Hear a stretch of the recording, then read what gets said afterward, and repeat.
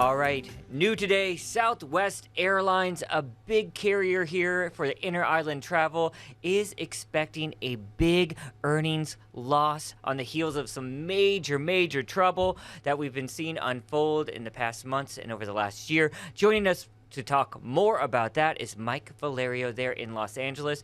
Mike, thanks for being with us. How hard are those profits being hit there for Southwest?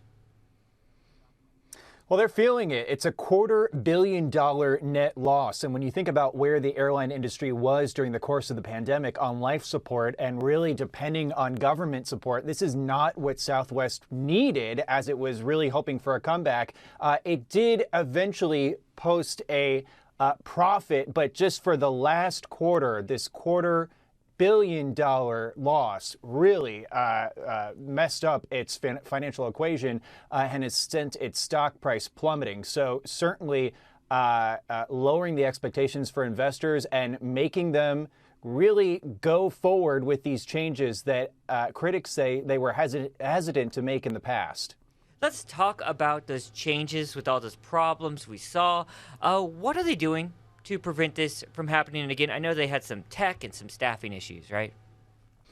Yeah, so, we heard on the call today from Southwest Airlines when they were talking to journalists and analysts what they wanted to do to fix these problems. And they focused on a solution that they're developing with General Electric, GE, about a computer software upgrade. And we asked, well, are you going to get a whole new system when it comes to scheduling, right? It was the scheduling problems that really led to this snowballing of one flight canceled and then them not being able to regroup as effectively as the other airlines. And Southwest said, we're not throwing out the whole system because they think that it was, from their point of view, able to work on the whole, even though we had these scenes from airports across the country. They say that instead it's going to be a software upgrade rather than an entire new system. So that's what they're doing on their end in terms of the technical element. But what they're trying to do on a PR front, look, they're giving customers who are affected thousands of airline miles, 25,000 bonus points, which equates to about a $300 fare.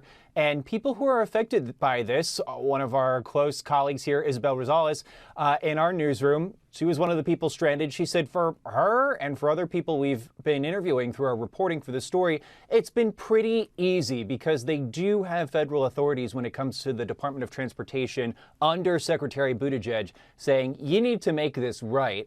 We as an administration have to take a tougher stance when it comes to the airline industry because things have been so turbulent with it as of late. All right, Mike, got to ask about those feds. There's been a federal investigation launched into all that holiday meltdown we saw. What are they specifically looking at?